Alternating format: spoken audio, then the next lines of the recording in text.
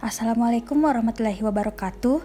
Perkenalkan, nama saya Aulia Rizky, NIM J0418-2010, dosen pembimbing Dr. Gigi Adam Malik Hamudeng M.Med. ED. Pada kesempatan kali ini, saya akan menjelaskan satu video yang bertemakan kasus holistik.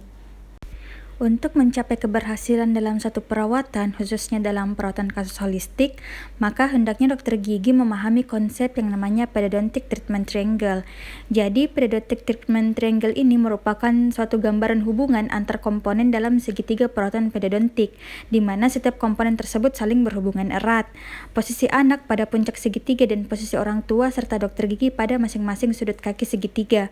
Jadi, garis ini menunjukkan komunikasi berjalan dua arah antar masing-masing komponen dan merupakan hubungan yang timbal balik. Jadi anak menjadi fokus dari dokter gigi dan dibantu oleh orang tua. Perawatan gigi anak akan dipusatkan pada orientasi anak sebagai pasien dan orang tuanya. Maka dokter gigi akan bertindak untuk mengarahkan orang tua pada perawatan yang diindikasikan kepada anaknya. Parameter bahwa perawatan gigi dan mulut pada anak telah berhasil dilakukan antara lain anak tidak mengalami keluhan fisik setelah perawatan yang diberikan efektif dan tepat, anak memahami cara merawat gigi dan pencegahan dari penyakit serta kerusakan pada gigi, lalu anak tidak merasa takut pada perawatan gigi serta menjadi pasien yang kooperatif dan dapat diajak bekerja sama. Jadi, secara umum keadaan gigi anak menjadi sehat, gigi terawat serta jaringan lunak sehat. Perawatan gigi dan mulut tidak dapat dilakukan sebelum anak berperilaku kooperatif. Oleh karena itu, dalam penanganan rasa takut yang merupakan manifestasi anak menjadi tidak kooperatif, dokter gigi memerlukan suatu pemahaman tahap perkembangan anak dan rasa takut yang berkaitan dengan usia, penanganan pada kunjungan pertama, dan pendekatan selama perawatan. Jadi, pendekatan yang dapat dilakukan oleh dokter gigi dalam pengelolaan tingkah laku anak dapat berupa pendekatan farmakologis dan non-farmakologis. Nah, pengelolaan tingkah laku anak dengan pendekatan farmakologis berupa penggunaan teknik sedasi ataupun anestesi umum.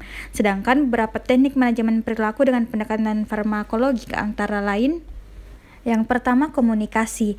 Jadi cara komunikasi dengan anak yang paling umum digunakan adalah cara verbal, yaitu melalui bahasa lisan. Jadi banyak cara untuk memulai komunikasi verbal. Misalnya untuk anak kecil itu dapat ditanyakan tentang pakaian baru, tentang kakaknya, adiknya, atau benda atau binatang kesayangannya.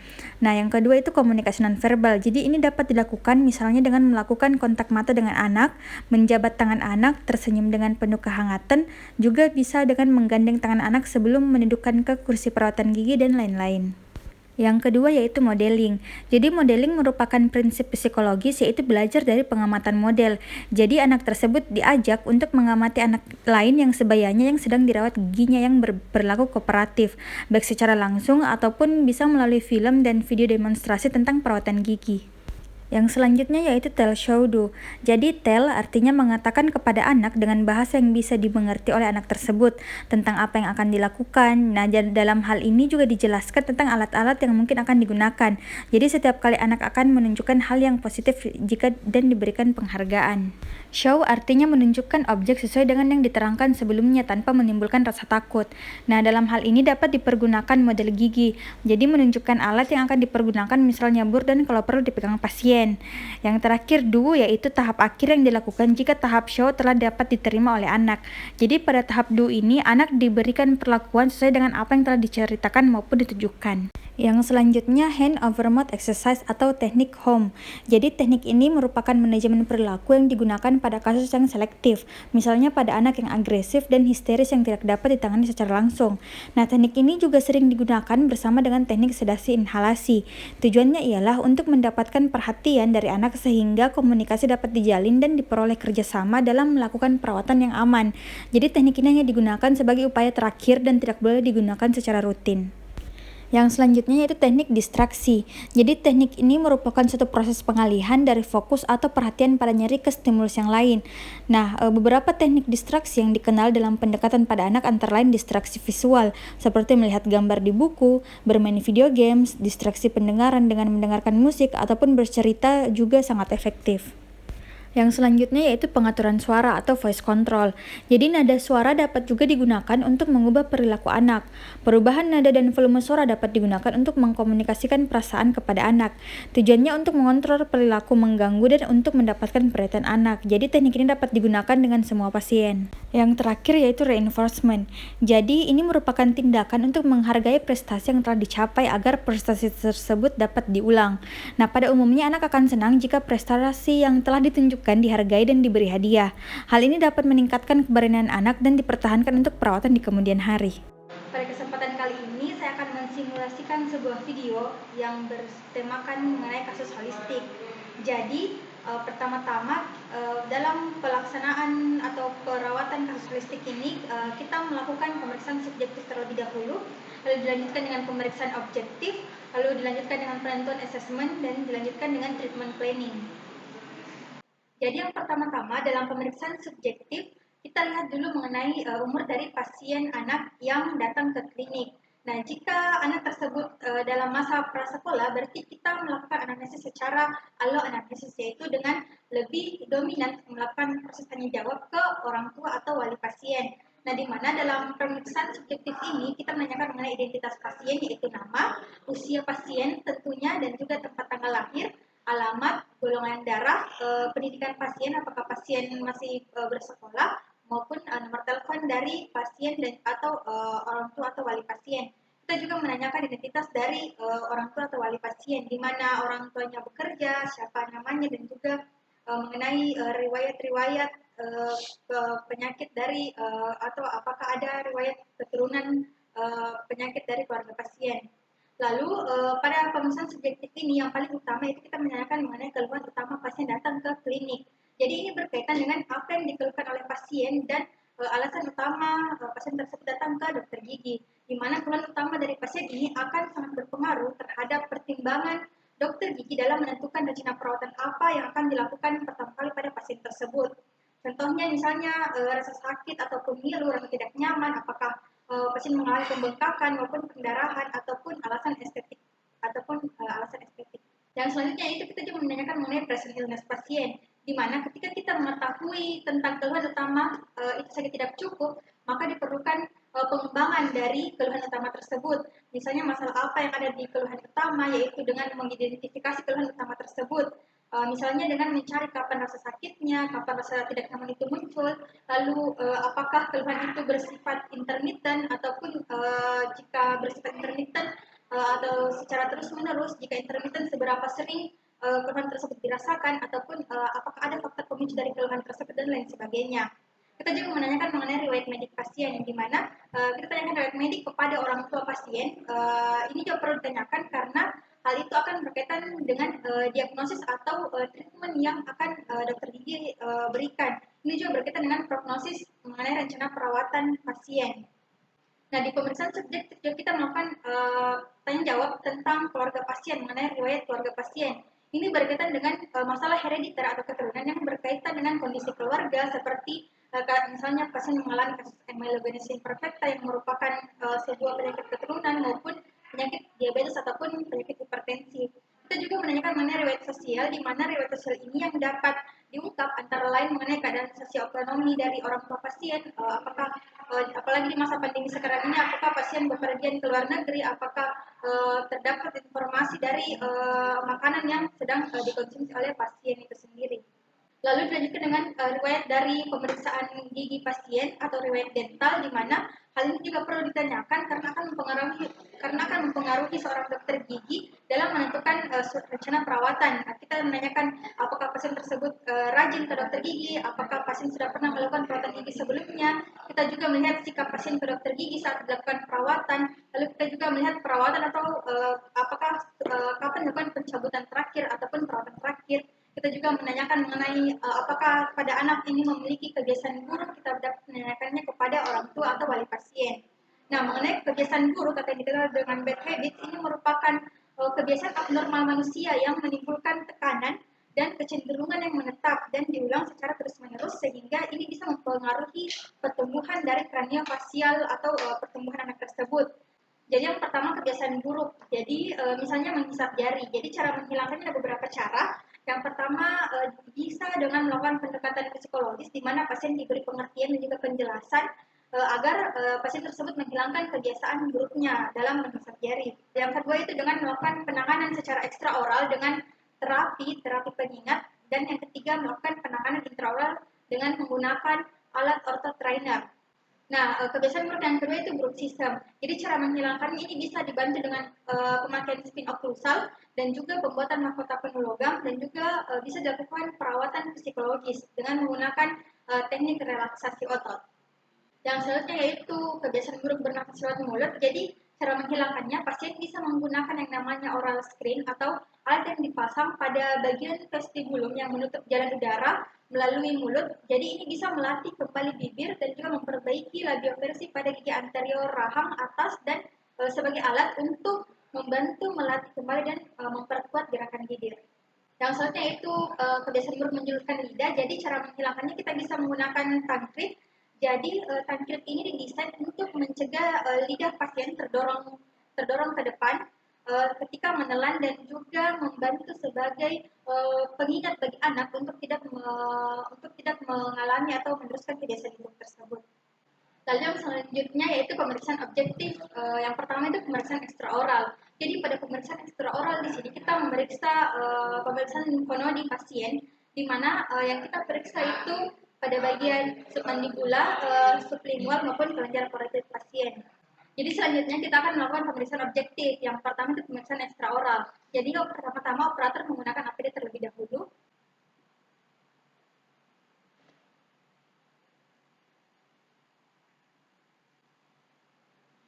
Jadi selanjutnya kita juga harus memperhatikan posisi dari operator dan pasien. Jadi untuk pemeriksaan limfonodi yang pertama-tama kita berada di bagian belakang kanan pasien, lalu kita periksa kelenjar submandibular, sublingual, lalu kelenjar parotid. Jika pada saat kita palpasi tidak teraba, linak dan tidak sakit, maka atau tidak ada keluhan dari pasien, maka artinya pemeriksaan limfonodi pasien tidak memiliki keluhan, artinya tidak ada kelainan. Lalu yang kedua kita melakukan pemeriksaan TMJ atau temporomandibular joint pada pasien. Lalu kita menginstruksikan pasien untuk membuka dan menutup mulut. Ini buka, tutup. Lalu kita juga mendengar apakah ada suara clicking. Jika tidak terdengar bunyi dan juga tidak ada keluhan pada saat pasien membuka atau menutup mulut, berarti tidak ada kelainan pada pemeriksaan tersebut. Lalu yang selanjutnya kita juga melakukan pemeriksaan dengan melihat keadaan ekstraoral dari pasien. Kita melihat profil wajah pasien, apakah cekung, cemung, atau lurus. Lalu kita lihat dari depan, kita lihat apakah wajah pasien asimetris atau tidak. Kita juga melihat keseimbangan dari mata, hidung, dan bibir pasien, apakah asimetris atau tidak. Nah, selanjutnya juga kita bisa melakukan pemeriksaan otot mastifikasi. Nah, caranya yaitu dengan melakukan palpasi pada otot muskulus. Maka teknik palpasi yang dilakukan tergantung dengan otot mastikasi atau otot pengunyahannya, di mana kita melihat otot masseter, otot temporalis, juga kita melihat otot dari pterygoid lateral dan juga pterygoid medial. Nah, yang selanjutnya yaitu kita melakukan pemeriksaan intraoral pada pasien. Jadi pada pemeriksaan intraoral ini kita menggunakan kaca mulut. Jadi apalagi untuk pasien anak-anak, di sini kita juga melakukan pengenalan terlebih dahulu alat-alat dental yang kita gunakan pada anak-anak. Piano, nama. Adek, nanti dokter mau periksa ya, boleh? Nanti dokter mau lihat ada dalam mulutnya piano, nah? Bisa, piano kan tidak sakit, coba piano pegang dulu. Tidak apa-apa, pegang. Pegang toh, tidak sakit kita? Tidak tajam toh? Iya boleh, dokter lihat ini kan ada kacanya. Bisa cermin piano. Boleh dokter lihat nanti dalam mulutnya piano. Oke. Piano pertama pakai selemek dulu nah.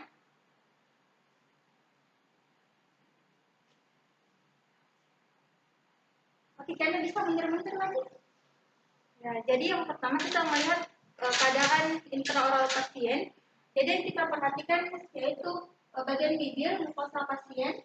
Kalau kita juga lihat keadaan gigi-gigi, kita juga lihat keadaan jaringan lunak dan juga jaringan pendukung dari mulut pasien, yaitu diantaranya gingiva, bagian dorsal lidah, bagian mukosa labial maupun mukosa bukal. Nah, selanjutnya untuk kasus dengan adanya pembengkakan misalnya, maka sebaiknya kita periksa lebih detail. Jadi kita perhatikan batas-batas pembengkakan, kita perhatikan konsistensinya, kita perhatikan apakah terdapat fluktuasi atau tidak. Lalu kita lihat juga warnanya, mobilitas yang terjadi atau bentuk permukaan dari pembengkakan tersebut. Nah, yang selanjutnya yaitu pemeriksaan penunjang. Jadi pada pemeriksaan penunjang ini kita bisa melakukan pemeriksaan radiografi intraoral maupun radiografi ekstraoral. Di mana untuk pemeriksaan radiografi intraoral kita bisa menggunakan radiografi proyeksi vertikal, proyeksi side gigi atau backwing maupun proyeksi okklusal. Nah, untuk radiografi ekstraoral kita bisa melakukan foto radiografi panoramik, oblik lateral maupun posterior anterior jauh maupun untuk foto sefalometri. Nah, ini merupakan contoh lembar pengisian status atau dummy. Jadi pada skenario, seorang pasien anak laki-laki berusia 8 tahun datang ke klinik RSGMT Unhas yang diantar oleh ayahnya dengan keluhan gigi belakang atas dan bawah terasa sakit atau sering sakit sejak 3 hari yang lalu. Jadi pasien tersebut ingin juga merawat beberapa giginya yang bermasalah. Pada pemeriksaan klinis menunjukkan gigi 16, 46 karies profunda, gigi 26, 36 karies media, gigi 54, 55 edontelus, gigi 53 sisa akar, dan gigi 62 mengalami karies superficial. Adapun identitas pasien yaitu nama pasien atas nama Kino, jenis kelamin laki-laki, usia 8 tahun, tempat tanggal lahir Amrik 11 Oktober 2012, tinggi badan dan berat badan 20 kg dan 119 cm, alamat pasien di Tabona, nama orang tua Budamin, nomor telepon sebagai berikut, dan pekerjaan orang tua PNS. Jadi pada pemeriksaan subjektif didapatkan kesehatan umum baik, keluhan utama terdapat gigi belakang sering sakit, riwayat medik tidak ada alergi, makanan dan obat, riwayat dental belum pernah ke dokter gigi, kebiasaan buruk sering menggigit jari, riwayat keluarga tidak ada, dan riwayat sosial pasien tinggal bersama ibu dan ayahnya. Jadi pada pemeriksaan objektif, pada pemeriksaan ekstraoral, tipe muka normal, simetris, dan profil muka cembung.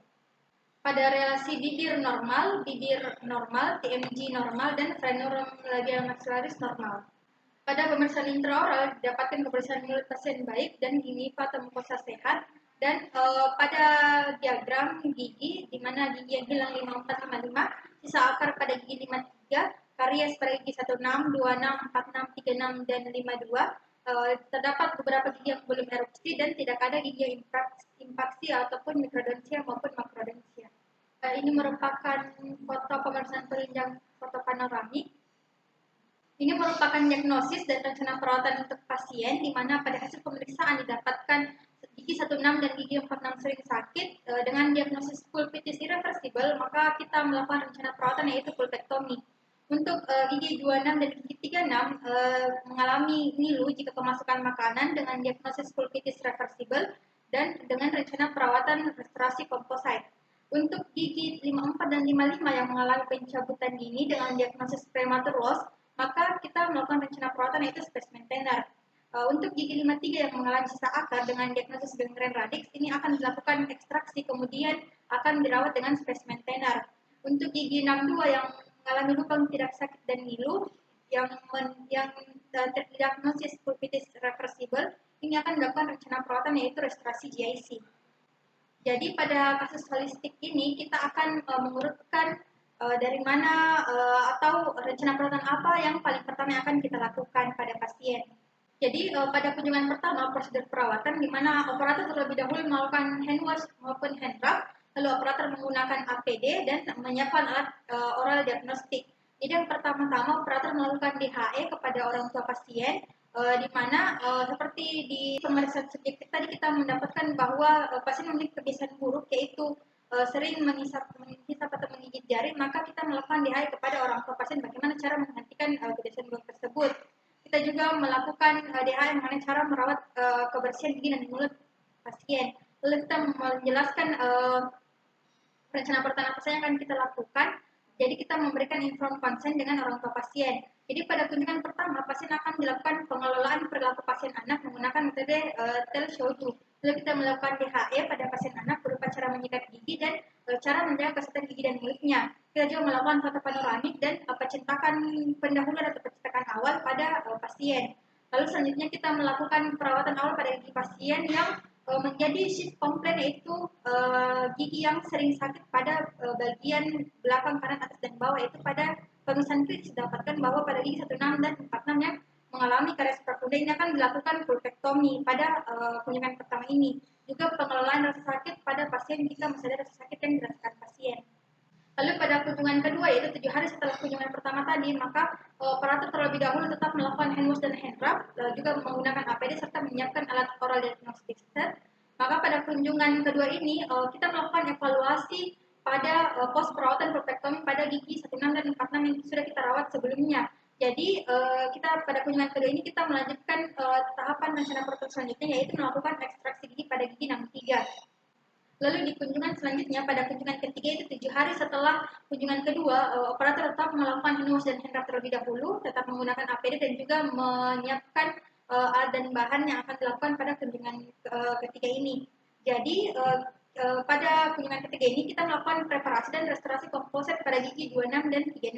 Kita melakukan preparasi dan restorasi JIC pada gigi 62 serta pembuatan spesimen thinner pada gigi yang mengalami prematur loss pada gigi 54 dan 55 dan juga gigi yang telah diekstraksi pada gigi 53. Jadi untuk pembuatan spesimen thinner ini kita melakukan pencetakan model studi, lalu kita melakukan analisis ruang dengan menggunakan metode Moyers, lalu kita melakukan pembuatan desain serta melakukan pengerjaan di laboratorium. Nah, untuk kunjungan keempat, yaitu 7 hari setelah kunjungan ketiga, seperti biasa operator melakukan hand wash dan hand rub terlebih dahulu, lalu menggunakan APD serta menggunakan alat diagnostic set, lalu kita melakukan topical aplikasi fluoride, di mana ini merupakan tindakan preventif untuk anak yang berusia 8 tahun. Jadi kita lakukan tahap ini pada seluruh permukaan gigi dengan gel APF 1,23%. Lalu kita juga menginsersikan spesimen thinner yang telah dibuat dari lab tadi. Lalu pada kunjungan kelima atau 7 hari setelah kunjungan keempat, operator tetap melakukan hand wash dan hand rub terlebih dahulu. Operator menggunakan APD dan juga menyiapkan alat OD. Lalu di sini kita melakukan kontrol perawatan. Jadi kontrol perawatan ini dilakukan 7 hari setelah kunjungan keempat. Lalu kita kontrol penggunaan spesimen thinner-nya, kita cek jika penggunaan spesimen thinner yang merupakan alat yang fix, maka kita cek dari semen atau JIC yang digunakan untuk menangkapkan spesimen thinner tersebut, apakah masih terdapat semen yang adekuat untuk tempat melekatnya spesimen thinner ataukah perlu ditambahkan. Lalu yang selanjutnya kita juga melakukan kontrol berkala sekali dalam 6 bulan untuk melakukan evaluasi kesehatan rongga mulut pasien. Jadi setelah perawatan holistik ini selesai, maka kita bisa memberikan DHE kepada orang tua pasien untuk tetap melakukan perawatan gigi dengan cara kontrol berkala secara 6 bulan sekali. Terima kasih, Dok. Wassalamualaikum warahmatullahi wabarakatuh.